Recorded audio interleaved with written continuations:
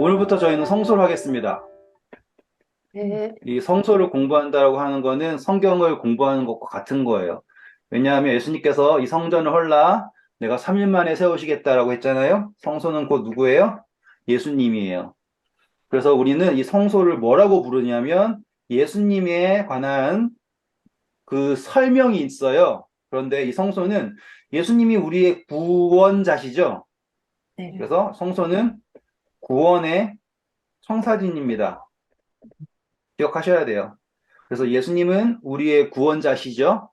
그래서 그 구원의 청사진이 바로 이 성소에 기록되어 있습니다. 한 가지 기억하셔야 될 게 예수님은 구원자이시지만 동시에 창조주시죠. 네. 어? 동시에 창조주세요. 그런데 성소는 뭘 얘기하고 있냐면 이 구원을 얘기하고 있어요. 그런데 이 구원은 따지고 보면 재창조예요. 그렇기 때문에 성소를 공부할 때 우리는 구원, 다시 말하면 속죄라고 하는 것에만 몰두하면 안 돼요. 그래서 계속 나 대신 재물을 죽여서 내가 용서받는다. 그거에만 몰두하면 이 구원의 청사진을 못 봐요. 하지만 이 재창조라고 하는 개념에서 이 성소를 보게 되면 이 구원의 청사진이 매우 분명하게 보입니다. 그러한 의미에서 성소를 그려볼게요. 우리 오늘은 개관이기 때문에 성경절보다는 설명들이 많을 거예요. 근데 아주 쉽게 설명해 보도록 노력하겠습니다. 자, 성소를 그릴 때는요, 이렇게 직사각형 그리고 가운데를 나눠요. 그리고서는 이렇게 나누고요. 그래서 여기를 뭐라고 부르냐면, 우린 여기를 뜰이라고 부릅니다. 뜰이라고 부르고요. 여기를 성소라고 부르고요. 여기를 지성소라고 부릅니다. 뭐, 다 아시겠지만, 혹시라도 처음 들으시는 분들을 위해서 제가 적는 거예요. 복습한다 생각하시고 들으시면 돼요. 그런데 이 성서를 공부할 때 우리가 기억해야 될 것은 이 구간들, 이 구역들이요, 다 상징하는 바가 있다라는 거예요. 뜰, 그리고 성소, 지성소. 제일 처음에 우리가 기억해야 될 것은 여기가 이렇게 나눠졌다라는 거예요. 그쵸?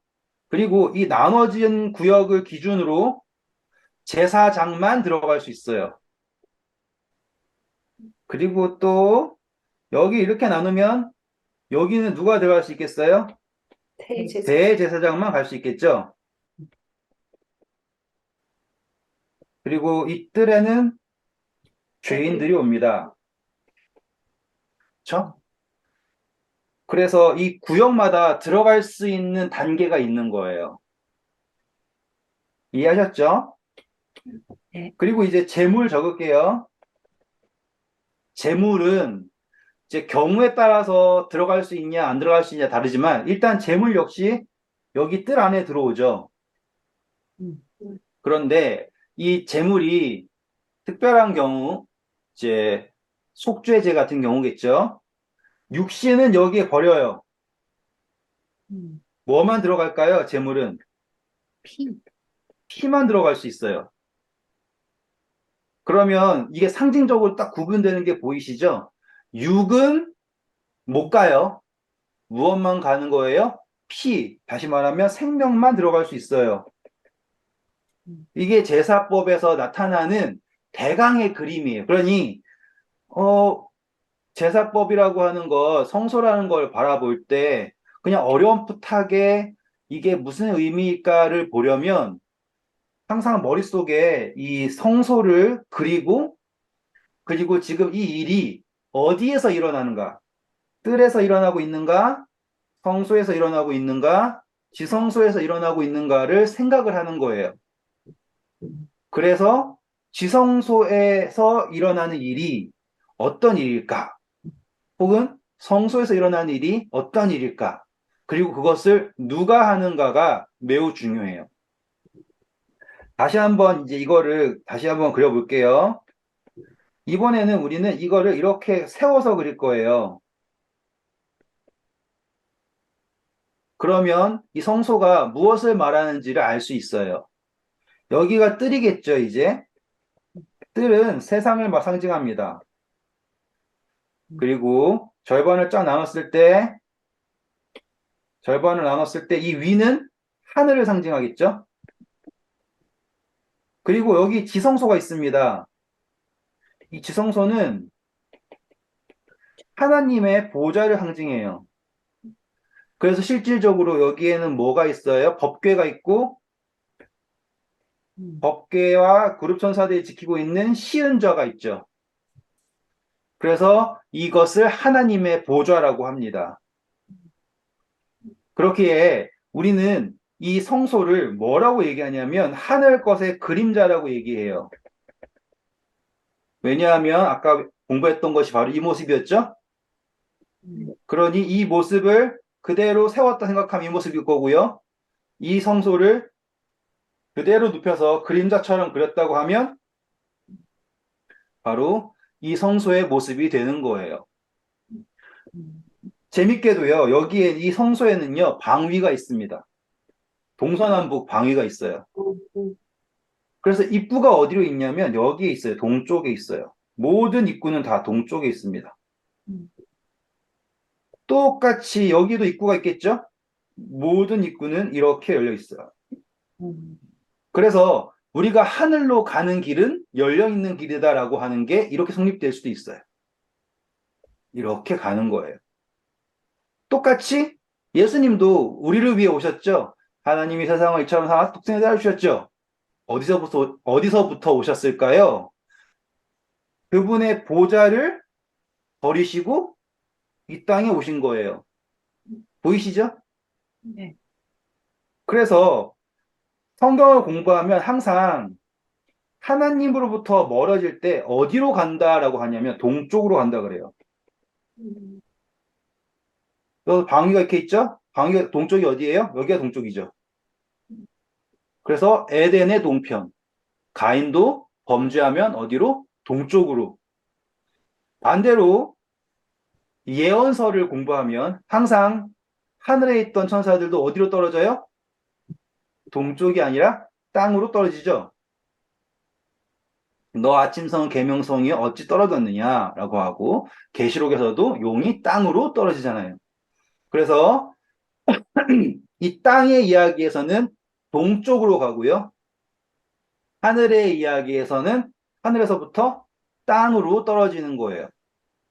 그러면 이 개념을 아는 순간 성경에 나와 있는 모든 이야기를 성소론에 집어넣을 수 있는 거예요. 이해되시겠죠? 네. 성소를 공부할 때는 이렇게 공부해요.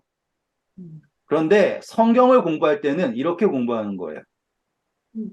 그래서 예수님이 이 땅에 오셨습니다 라고 하는 순간 여기서 시작하는 거예요. 여기서. 그리고서 올라가야겠죠? 자, 그러면은 그걸 다시 한번 그려볼게요. 자, 성소를 공부할 때 기본적인 기물들을 외워야 해요. 이게 뭐냐면 번제단, 여기에 번제단이 이렇게 있고요. 여기에 물두멍이 있고요. 여기에는 떡상이 있고요. 여기에는 금촛대가 있고요. 여기에는 분향단이 있고요. 여기에는 법궤가 있습니다. 이게 성경에 기록된 기물들이에요. 총 몇 개가 있습니까? 1, 2, 3, 4, 5, 6 이렇게 있죠. 네. 그런데 실질적으로는 여기에 북쪽에 다 공부할 거예요. 북쪽에 재물을 잡는 나무 상이 하나 더 있습니다. 그래서 성소 기물은 총 7가지라고 보시면 돼요. 그래서 여기는 나무로 만들어져 있고요. 나머지 이 뜰에 속한 것은 여기 나무로 된 상 말고는 다 노수로 만들어집니다. 그리고 이 성소에 들어가는 모든 기물들은 금으로 만들어집니다. 그래서 하늘에 속한 것은 금으로 표현되어 있고요. 땅에 속한 것은 노수로 표현되어 있어요. 그런데 재미있는 거는요. 이 모든 것들이 뭘 이야기하냐면 불에 녹지 않다. 다시 말하면 불로 태울 때 견딘다라고 하는 거를 전제로 하는 거예요. 뭐 음, 풀무에 넣으면 다 녹겠지만 음, 이 기물들을 다 뭘로 했다고요? 불로 했을 때 견딘다로 하는 거예요. 음, 제가 이거를 왜 강조하냐면 음, 이 모세가 광야에서 지은 성소는 다 뭘로 만들어져 있는 줄 아세요? 천 플러스 가죽으로 돼 있어요. 음, 그럼 어떨까요? 불 탁 붙이면 확 타버리는 거예요. 음, 예. 그리고 바람 불면 날아가고 연약하기 그지없어요. 그런데 거기에다가 하나님의 임재를 두세요. 그리고 성소에서 일어나는 모든 제사는 다 뭘 다뤄야 돼요? 불을 다뤄야 돼요. 불 없으면은 성소에서 일어나는 모든 게 안 돼요. 음, 그러면은 얼마나 이게 뭐라고 제가 지금 다 해드릴 수가 없어서 막 마음이 답답해 죽을 지경이지만 이 모든 것을 다 생각해 봤을 때 여기에서 이 기물들이 뭘 상징하는 거냐면 불을 견딘다라고 하는 거가 기본인 거예요, 지금은. 이해하셨죠? 풀물을 견디다 말고요. 불을 감당한다라고 하는 게 기본이에요. 그래서 첫 번째로 이제 우리는 불을 봐야 해요. 불. 그렇죠? 우리 성소에서 불을 담당하는 거 바로 여기에 이 금촛대 그리고 분향단 보이시죠? 네, 거기엔 항상 불이 있어요. 그런데 이 모든 불의 시작이 어디로부터냐면 다 공부할 거지만 이 번제잔으로부터예요. 음, 그래서 모세가 처음 이 봉헌식을 했을 때 하늘에서부터 불이 내려와서 이 불씨가 계속 어디에서 지켜지냐면 이 촛대 분향단 여기에서 계속 불씨를 살려서 이 거룩한 불로 계속 가는 거죠. 나중에 공부할 때 이 불을 잘못해가지고 죽는 친구도 나오고요. 자, 이제 불을 감당한다는 거 알았죠? 그런데 보시면 이 역할들이 있는데요. 제가 짧게만 해드릴게요. 여기에 저희가 공부한 것처럼 여기 세 가지가 있죠, 이렇게. 네, 그리고 여기에도 세 가지가 있죠? 음, 그렇죠? 음, 이게 연결이 된다라고 보시면 돼요. 어떻게 짝짝이 되냐면, 자, 여기엔 떡상이 있습니다. 음, 3번이 떡상이에요. 음, 3번이 떡이에요. 이 떡이 상징하는 거는, 여기 상징하는 거는 12덩이 떡 해가지고 이스라엘 백성들 상징을 해요. 음, 그런데 우린 성소를 누구로 보고 있어요? 예수 그리스도로 보고 있죠? 네, 예수님께서 자기 스스로를 나는 생명의 떡이다라고 말씀하셨잖아요. 산 떡이다. 음, 이 떡은 여기 있는 나무 여기와 연결돼요. 이렇게. 음, 나무 상. 거기에서 재물을 각을 뜨거든요. 이렇게. 음, 가죽을 벗기고, 그러니까 죽여서 가죽을 벗기고 피를 받고 하는 모든 것이 이루어지는 게 바로 이 나무 상이에요. 거기에서 육신이 드러나요. 떡. 그렇죠? 음, 그리고 여기에서는 6번 이 번제단에서는 연기가 나죠. 네, 그렇죠? 그러면은 성소 안에서도 연기가 나는 곳이 있어요. 음, 이렇게. 음, 그래서 이 나무상은 예수님의 죽으심을 말하는 거고요.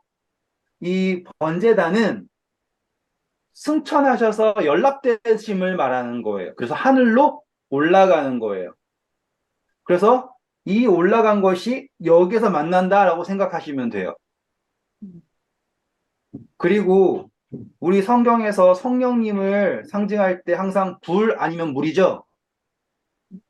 그래서 성소에서는 금촛대가 불을 가지고 있어요. 계시록에 공부하면 나오고요. 여기는 물두멍, 여기에서 물이 있죠. 그러니 이제 짝을 한번 다시 지어보면 번제단과 분향단이 짝을 이루고 금촛대와 물두멍이 짝을 이루고 그리고 여기에 나무 상과 떡상이 짝을 이룬다라고 할 수 있겠죠. 음, 그래서 떡도 하나 또 놓지 않고 12덩이를 놓고 나무도, 아니, 나무상이, 죄송합니다. 나무상에도 양을 잡아서 한 번에 태우지 않고 다 몸을 이렇게 조각조각 나눠요. 구분해서. 그래서 그 나누어지는 것, 12덩이가 나누어지는 것, 그 모든 것이 한 상에 올려져 있고, 나누어진 것이 하나 올려져 있고, 그것이 결국에 이제 공부하겠지만 나타내는 게 우리가 예수 그리스도의 몸된 교회잖아요. 그런 것들을 다 그러니까 상징적으로 매칭시킬 수 있는 것들이 바로 지금 우리가 공부한 이 기물들을 연결시켰을 때 가능해지는 거예요. 조금 더 쉽게 말하면 여기 있는 게 여기서 있는 게 일로 가는 거예요. 여기서 있는 게 일로 가는 거예요. 여기서 있는 게 일로 가는 거예요. 라고 이해하셔도 무리가 없을 정도예요. 음, 자, 이거를 이제 우리가 구속을 어떻게 받는가라고 하는 청사진으로서 설명을 해볼게요.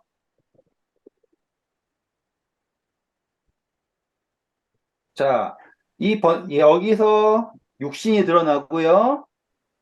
돌아가시고, 그리고 여기에서 승천하시는 거잖아요. 그쵸? 우리 공부한 그대로예요. 그러면 한번 생각을 해봅시다.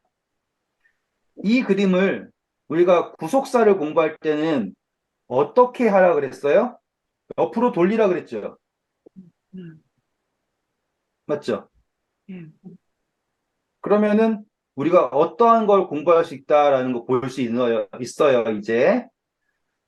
그러면 예수님께서 우리를 위하여서 준비하신 이 구속의 계획이 어떠한 일련의 과정을 통해서 된다라고 하는 거를 보여주는 게 바로 이 그림이겠죠.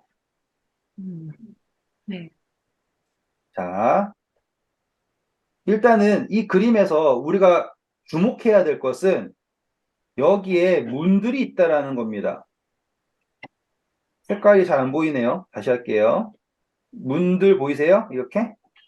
네, 네. 이 문들이에요. 근데 실제적으로 문은 아니고 천막이겠죠. 그 휘장이라고 합니다. 근데 이게 모든 게 다 휘장이라 하지 않고요. 실질적으로 휘장이라고 불려지는 거는 여기 하나예요. 네, 하지만 여기도 어쩔 수 없어요. 나무로 막을 수 없기 때문에 다 천으로 막았어요. 이 문들이에요. 이 문들. 음, 그래서 이 문을 통해서 양이 들어가요. 누구와 함께 들어가냐면 죄인과 양이 함께 들어갑니다. 이게 성소에서 모든 것의 시작이에요. 한 번 더 할게요. 뭐가 제일 처음에 시작이냐면 죄인과 양이 함께 성소 안으로 들어간다. 이게 구원의 시작이에요. 재미있는 건요. 이 그림에서는 마치 죄인이 양을 찾아가지고는 가는 것처럼 보이지만 우리 누가복음 공부할 때 잃은 양을 목자가 찾죠. 네, 그쵸? 목자가 양을 찾아가지고 업고 가잖아요. 음, 그림에서는 양은 뭐 약간 우리가 생각할 때는 깨끗하고 그럴지 모르지만 실질적으로 양 키워보시는데 가보면 양 진짜 지저분해요. 깨끗한 양 없어요. 근데 제가 말씀드리고 싶은 거는 목자가 양을 찾아서 업고 간다예요. 음, 그러면 구속사에서는 누가 업고 성소로 가시는 거라고 보실 수 있겠어요, 지금? 예수님께서 죄인을 등에 짊어지고 음, 성소로 나가시는 거예요. 음, 음, 성소론을 공부할 때는 그냥 죄인이 나 죄진 것 같아 뭐 혹은 뭐 감사할 게 필요해 라고 하면은 집에 있는 양이나 뭐 소나 염소나 봐가지고는 잡을 만한 것 가지고 가야지 이러한 느낌이지만 구원의 청사진으로 봤을 때는 누가 예수님께서 누구를 죄인인 우리를 그분의 어깨에 짊어지고 음, 성소로 나아가신다 이 말이에요. 감동적이죠. 네. 음. 그래서 그분의 어깨에, 그분의 품에 안겨서 성소로 나간다라고 하는 것, 그 시작 자체가 너무 멋지지 않아요? 네. 그것 자체가 우리에게 선사하는 게 엄청나잖아요. 그래서 죄인이 양을 제일 처음에 고를 때 항상 조건이 뭐냐면 흠이 없는 양이에요. 계속 흠 없는 양을 찾아야 해요. 흠 있는 양을 찾는 게 아니라. 그게 왜 그러냐면 실질적으로는 흠 없는 예수 그리스도께서 나를 그분의 어깨에 짊어지고 가셔야지 되기 때문에 내가 흠 없는 양을 찾는 거예요. 하나님이 좀 나한테 좋은 거 같아라. 그래서 그런 게 아니라 이 그림자에서는 내가 흠없는 양을 내가 찾아서 가는 거지만 구원에서는 예수 그리스도께서 나를 하늘의 성소로 이끌어 가시는 것이기 때문에 그래서 이 죄인이 양을 데리고 첫 번째 문을 들어갑니다. 예수님께서 죄인인 우리를 데리고 그 첫 번째 문으로 들어가요. 그리고서는 죄인이 제일 처음에 하는 게 뭐냐면 양한테 안수를 합니다. 안수를 한다라고 하는 거는 여러 의미가 있어요. 죄를 전가한다도 있지만 내가 모든 것을 이 양에게 넘긴다라고 하는 것이 안수예요. 한 번 더 할게요. 그냥 죄만 넘기는 게 아니에요. 너는 나다예요. 아시겠죠? 너는 나다. 그리고 이 안수한다라는 건요, 되게 커다란, 이, 되게 커다란 의미가 있는데, 무엇이냐면, 낮은 사람이 안수할 수 있어요? 정말요? 그렇죠. 안수한다라는 건 항상 높은 사람이 낮은 사람에게 하는 거예요. 음. 그러면은, 우리가 지금 예수님께서 하늘 보좌를 버리시고 자기를 비우사 종영상 오셨잖아요. 낮추셨다라고 하는 게 어디까지 낮추셨다라는 거를 느끼실 수 있겠죠? 네. 심지어 죄인조차도 네. 안수할 수 있을 만큼 그분 스스로를 낮추신 거예요. 음. 어마어마하죠. 자, 또 이 안수한다라고 하는 거는 이제 기름을 붓는다라고 하는 의미도 같이 있어요. 기름 붓는다라는 건 뭐예요? 당신이 왕입니다라고 하는 것을 인정하는 것과 같은 거죠. 그래서 이 양에게 안수한다라고 하는 것은 너무나 그 큰 의미를 가지고 있어요. 그리고 이 성소 안으로 들어온 양은 염소일 수도 있고 소일 수도 있고 비둘기일 수도 있어요. 다 있어요. 누구만 죽일 수 있어요? 죄. 죄인만 죽일 수 있어요. 음. 그 어떤 누구도 감히 이 성소 안으로 들어온 속죄의 양을 죽일 수 없습니다. 안수 한 사람만 죽일 수 있어요. 음. 엄청나죠? 이거는 감히 우리가 감당할 수 없을 만큼의 큰 축복이에요. 우리로 하여금 예수 그리스도를 세상 죄를 지고 가는 하나님의 어린 양을 안수할 수 있게 하신 것도 축복이지만 그 양을 잡을 수 있는 특권을 주셨다라는 것도 감당할 수 없는 축권이에요. 그래서 예수님께서 십자가에 혼자서 저절로 못 박히신 게 아니라 죄인에 의해서 십자가에 달리신 것처럼. 그래서 이 뜰 안으로 들어온 양은 누가 잡아야 된다고요? 죄인이 잡아야지 됩니다. 그리고 이 죄인이 양을 잡을 때 도살장으로 끌려가는 양이 반항을 해요? 아니면 가만히 죽어요? 가만히 죽는. 가만히 죽는다고요. 그러면은 예수님께서 자신의 생명을 누구에게 맡기시는 거예요? 죄인에게 맡기시는 거예요. 감동적이지 않아요? 그 장면이 바로 이 북쪽에 놓인 상 위에서 이루어지는 거예요. 그리고 거기에서 양을 잡고 가죽을 벗기고 각을 뜨고 더러운 것들을 분리해 내고 하는 모든 것들이 정말로 낱낱이 해부가 돼요. 첫 번째 중요한 거예요. 어떻게 된다고요? 낱낱이 해부가 되는 거예요. 그냥 뭉뚱그려서 태우는 게 아니라 가죽을 벗기고 내장을 해내고 모든 부분을 다 조각조각 내고 그것을 다 한 다음에 다시 또 어떻게 해요? 여기서 씻어요. 물두멍에서 씻어요. 그냥 태우지 않아요. 씻어요. 그러면은 이 속죄라고 하는 게 그냥 임의로 나도 너 에휴 나 믿지? 내가 용서해 줄게 라고 이루어지지 않는다라는 것도 알 수 있겠죠. 음, 낱낱이 드러나요. 하지만 그 모든 것을 그 낱낱이 드러난 모든 것을 누가 감당하신다고요? 예수 그리스도께서 감당하신다고요. 대단하죠. 그러니 이 속죄는 그 누구도 아 이게 좀 덜 됐어 아니면 이걸 좀 더 해야 돼라고 할 수 있지 않다라는 거예요. 절대로. 음, 그것을 어떻게 하냐면 이 죄인이 직접 그걸 하면서 그리고 옆에서 죄인이 뭐 예를 들어서 이니 집사님한테 뭐 양 잡으세요 그러면 못 잡을 수 있잖아요. 옆에 누가 도와줘요? 제사장이 처음부터 끝까지를 동행하면서 알려주는 거예요. 음, 음, 여기서 제사 속죄가 그냥 이루어지는 게 아니라 중요해요. 동행이에요, 동행. 모든 게 다 누구의 관리 아래서? 제사장의 관리 아래에서.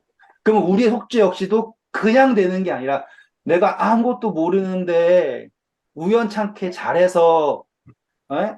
어쩌다가 좋은 교단에 들어가가지고는 그 교단이 진짜 내가 뽑기를 잘해가지고 진리 교단 믿어서 그게 아니라 우리의 구원 과정 그 모든 것은 누가 예수 그리스도께서 제사장이신 예수 그리스도께서 음, 양이신 예수 그리스도를 잡을 때 그 모든 모든 순간순간들을 동행해 주시면서 그 모든 것들을 낱낱이 드러내시지만 그 모든 아픔, 모든 괴로움, 그 모든 것을 다 감당하신다고요. 누구 보는 앞에서? 우리가 보이는 앞에서. 죄인이 보는 앞에서. 이거 더 자세히 들어가면 더 감동적이겠죠. 지금 우리는 그냥 프리뷰만 하는 거지만 깊잖아요. 그렇죠? 음, 이렇게 쫙 한 다음에 깨끗이 씻어가지고 이제 속죄제의 경우 이제 다 달라요. 모든 민족을 향해서 하든지 뭐 제사장이든지 족장이든 다 달라요.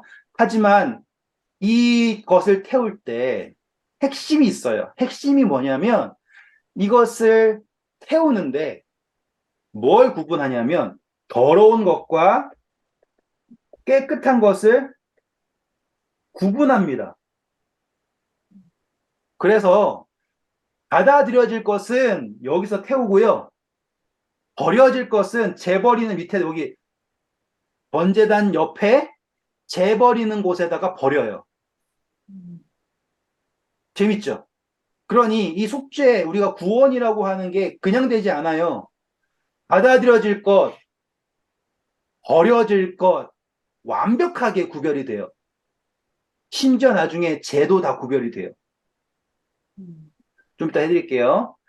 자, 그런 다음에 이제 피가 들어가야 되는 제사의 경우에요. 제사장이든지 온 회중이 범죄했을 때의 경우겠죠. 그럴 경우는 제사장이 자기를 준비해서 성소로 들어간다는 건 보통 일이 아니거든요. 자기를 준비해서 물로도 씻고 다 해요. 그런 다음에 이 피를 가지고서는 성소 안으로 들어갑니다.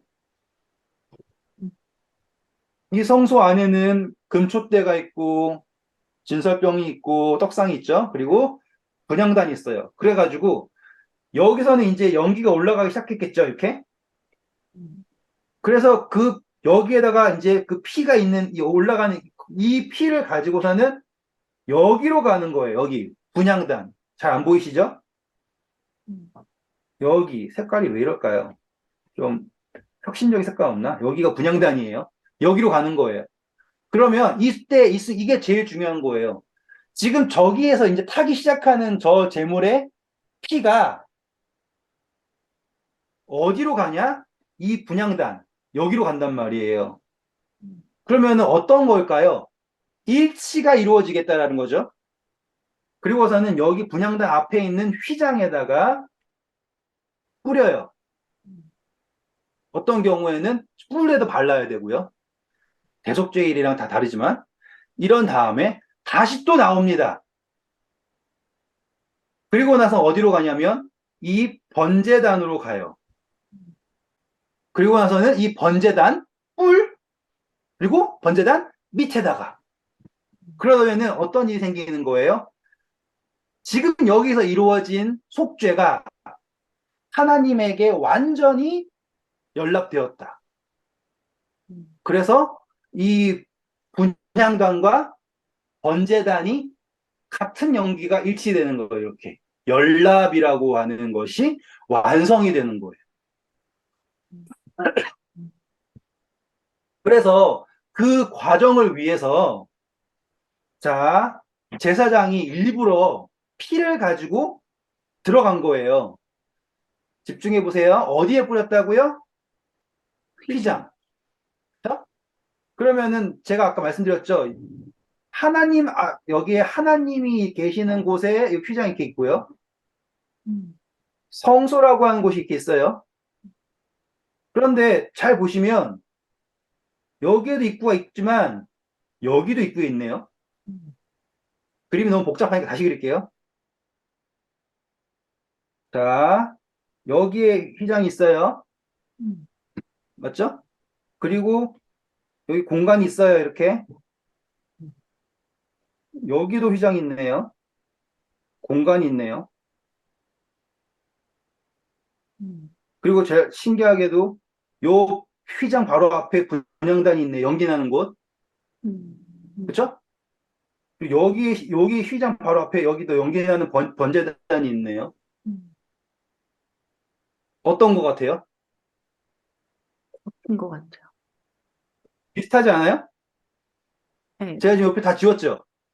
네, 대칭 거 보이세요? 이렇게? 네. 여기, 여기 휘장 앞에 연기가 나는 번제단이 있어요. 음, 여기 휘장 앞에 연기가 나는 번제단이 있어요. 그럼 같죠? 네, 그런데 저 공부할 때 여기 이게 하나님의 법궤였죠? 보좌였잖아요. 네. 보좌 앞에 연기 나는 분향단이 있어요. 음, 그러면 여기에도 지금 원래 누가 있었어요? 죄인이 있었죠? 네. 그러면 이게 대칭인 게 보이세요? 지금 이게? 음. 완벽한 대칭이죠? 보좌하고 그러니까 그렇죠? 마주 보고 있는 거잖아요. 그 네, 거울처럼. 마주보고 있는 거예요. 그러니까 하나님의 보좌 앞에 분향단이 있고요. 성소로 생각했을 때는 뜰, 성소, 지성소 이런 느낌이지만 음, 그냥 보좌라고 하는 개념과 가로막고 있는 커튼을 생각해 보면 이렇게 하나 있고 성소라고 하는 데가 가로막혔죠. 네. 그쵸?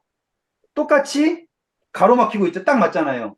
여기가 뜰이고 성소고 지성소지만 따지고 보면 우리 입장에서 이 세상이 나의 보좌잖아요. 그쵸? 이 음, 세상. 음, 음, 음, 그러면은 딱 땅 따먹기 할 때처럼 휴전선처럼 이 선을 기준으로 음, 그렇지 않아요. 딱 음, 요 선을 기준으로 여기에 하나님의 보좌가 앞에 분향단이 있고 우리의 보좌 앞에 번제단이 있고 음, 보이세요? 네. 그래서 피가 어떻게 되냐 이거예요. 여기에 뿌려지잖아요. 이렇게 다시 일로 오는구나 그래서. 결국에 와서 여기에 되잖아요. 이렇게 음, 음, 그러면은 일치가 되는 게 보이시냐고요. 그러니까 성서를 공부할 때 음, 계속 속죄만 생각을 하면 큰 그림을 볼 수가 없고 그냥 마냥 이때 뭐 잡아야 되고 저때 저 잡아야 되고 그런 식으로만 본단 말이에요. 그러면 이해가 안 가요. 음, 근데 지금 제가 딱 요렇게 성소라고 하는 칸막이를 지우고 그냥 라인만 딱 그어서 보니 대칭이잖아요, 대칭. 음, 그럼 사단이 지극히 높은 곳에 올라가 내가 내 보좌가 올라가가지고 하나님과 대적하겠다라고 막 했던 그 보좌가 어디에 속한 보좌냐면 여기에 속한 보좌인 거예요. 음,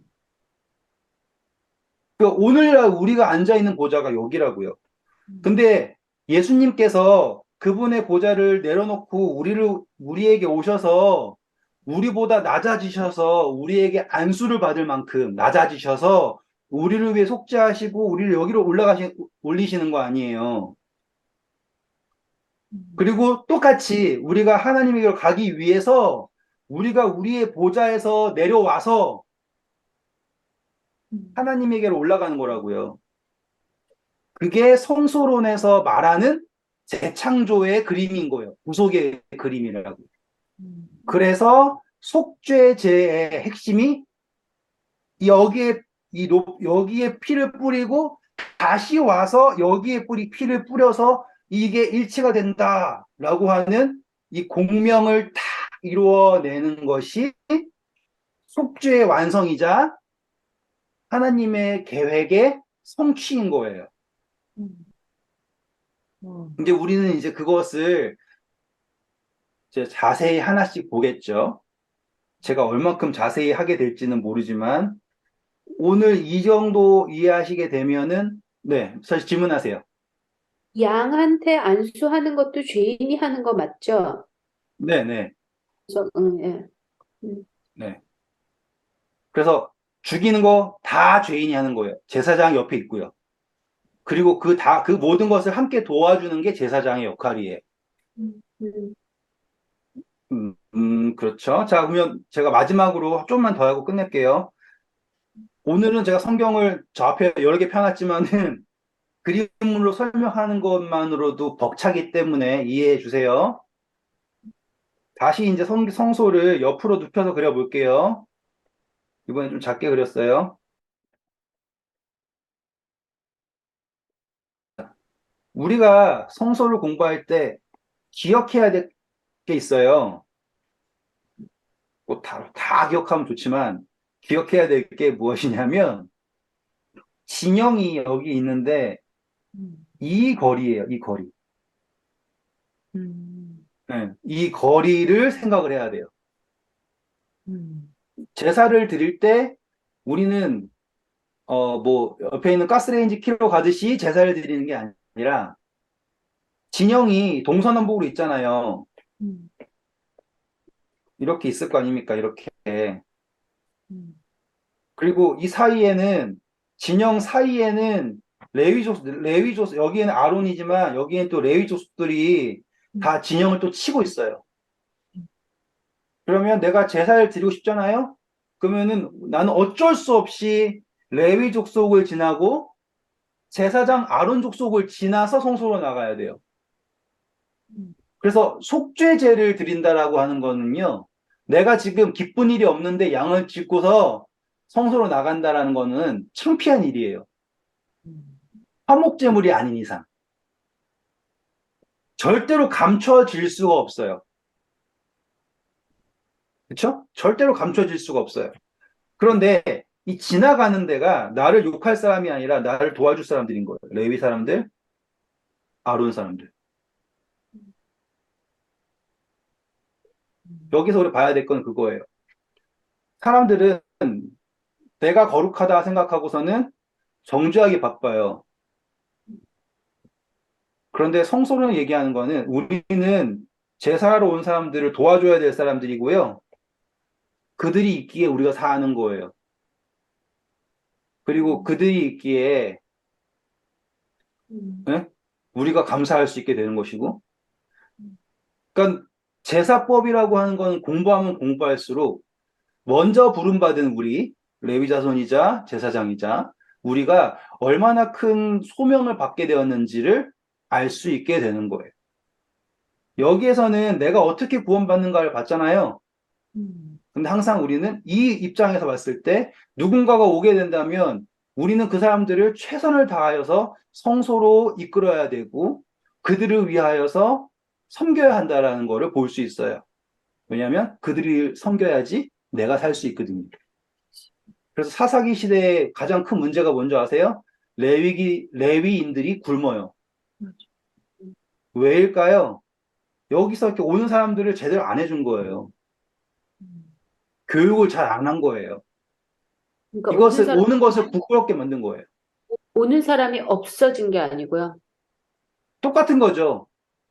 사람들을 오게 하려면 레위인들이 가르쳐야지 돼요. 그래서 하나님이 도피성을 하시면서 각 모든 지파마다 레위인들을 분깃을 대신 그들에게 줬단 말이에요. 그 사람들 거기 왜 있냐면 율법을 가르치고 사람들을 섬기기 위해서 있는 거예요. 음. 그런데 거기에 그 사람들이 같이 막 놀아먹고 난리를 치니 사람들이 배우지를 못하는 거예요. 그들이 안 배우니 어디로 오겠어요? 성소로 오지 않죠. 그러니까 성소라고 하는 게 여기서 이루어지는 것처럼 뭔가 딱 제사만 드리면 내가 이런 거 말하는 게 아니라니까요. 여기서 이루어지는 모든 관계 속에서 속죄가 이루어지는 거를 가르치시기 위한 거예요. 그래서 진영도 이렇게 하셨고 이스라엘이 가나안에 정착해서도 각 지파마다 레위인들을 다 분기 따라 나눠주시고 아론 자손들도 분기 따라 나눠주시고 그들과 함께 있게 했단 말이에요. 왜냐하면 성소로 나아갈 수 있도록 가르치기 위해서요. 네, 오늘은 여기까지 하겠습니다. 내일부터는 기물에 대해서 좀 더 자세하게 하고 그리고 더 깊은 이야기를 나눠볼게요. 감사합니다.